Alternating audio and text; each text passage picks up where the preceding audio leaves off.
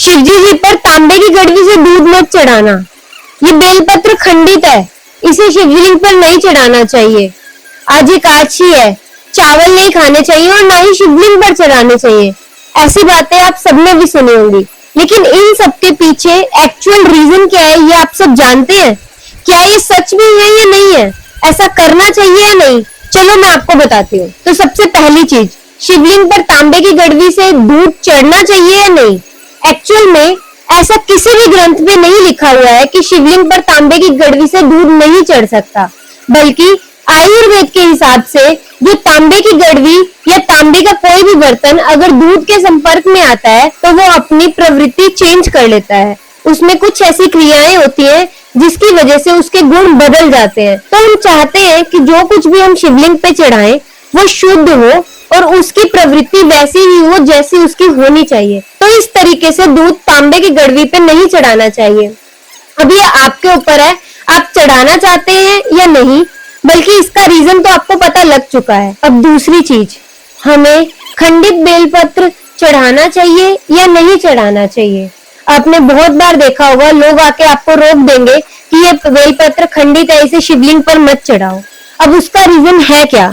शिव बिल्वाष्टकम श्लोक 2 अगर आप पढ़ेंगे तो उसमें लिखा हुआ है, 3 पत्तों वाला बेलपत्र जो खंडित ना हो, अखंड हो और साथ में शुद्ध और कोमल हो, उसे ही शिवलिंग पर चढ़ाना चाहिए। उसका एक बहुत अलग महत्व माना जाता है। जो भी ऐसा 3 पत्तों वाला बेलपत्र शिवलिंग पर चढ़ाता है उसे शिवपुरी में वास मिलता है। लेकिन मातृका भेद तंत्र की तांत्रिक परंपराओं में ये माना जाता है कि अगर एक बेलपत्र के 1000 टुकड़े भी हो जाएं, क्योंकि बेलपत्र शिवजी जी को बहुत प्रिय है, तो उस हिसाब से अगर उसका एक टुकड़ा भी शिवलिंग पर चढ़ जाता है गलती से भी, तो उस चीज का भी पुण्य उस इंसान को जरूर मिलता है।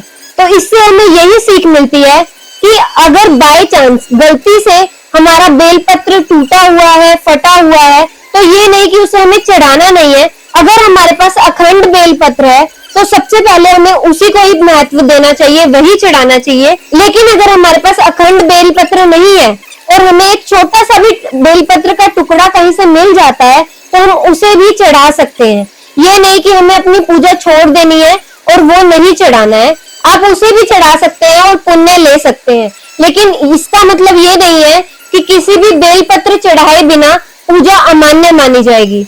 ऐसा नहीं होता, बल्कि खाली एक बेलपत्र चढ़ाने से भी पूरी पूजा का फल मिल जाता है। बेलपत्र को गांठ के साथ चढ़ाना चाहिए या उससे अलग करके फिर चढ़ाना चाहिए? ये बहुत बड़ा प्रश्न है।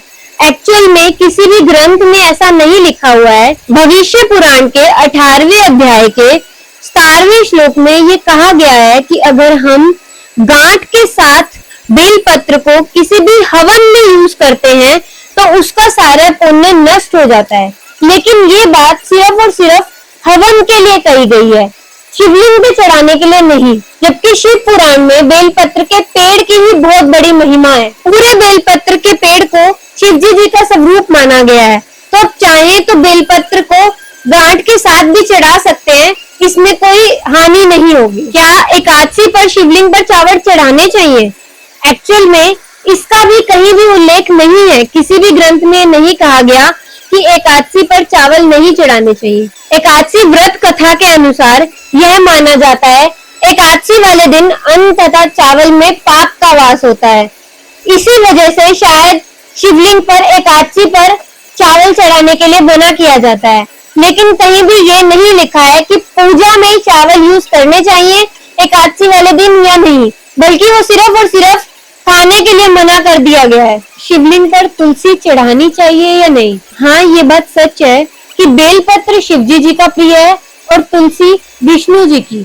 लेकिन शिव पुराण रुद्र संहिता सृष्टि खंड अध्याय 14 में शिव पूजा में बहुत अलग अलग पत्तों और पुष्पों से शिवलिंग का अभिषेक किया जाता है, जिसमें तुलसी का भी उल्लेख किया गया है।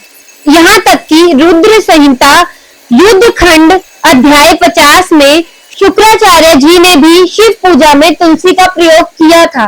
तो ऐसा नहीं है कि शिवलिंग पर तुलसी चढ़ाना मना है, बल्कि शिवलिंग पर तुलसी चढ़ सकती है। यहाँ तक कि वैकुंठ चतुर्थी पर काशी में ये परंपरा है कि हरिहर मिलन होता है। जब विष्णु जी ने शिव जी को 1000 कमल के पुष्प चढ़ाने का संकल्प लिया था, तो उस समय पर शिवलिंग पर तुलसी अर्पण की जाती है और विष्णु जी पर बेलपत्र, जो सीधा सीधा विष्णु जी और भोले बाबा की दोस्ती और मिलन को दिखाता है। और भी बहुत सारे क्वेश्चंस हैं जो शिव जी की पूजा करते हुए सबके माइंड में आते हैं, जैसे कि जल चढ़ाने का सही तरीका क्या है। ये वीडियो बहुत ज्यादा लंबी ना हो जाए, इसलिए हम ये सारे क्वेश्चंस नेक्स्ट वीडियो में डिस्कस करेंगे। अगर आपके मन में भी ऐसा कोई क्वेश्चन है या फिर अगर इनमें से किसी भी चीज का आंसर आपको किसी पुराण में अलग तरीके से मिलता है तो मुझे जरूर बताएं। कमेंट्स में लिख के हम उस चीज का अगली वीडियो में डिस्कशन जरूर करेंगे। ओम नमः शिवाय।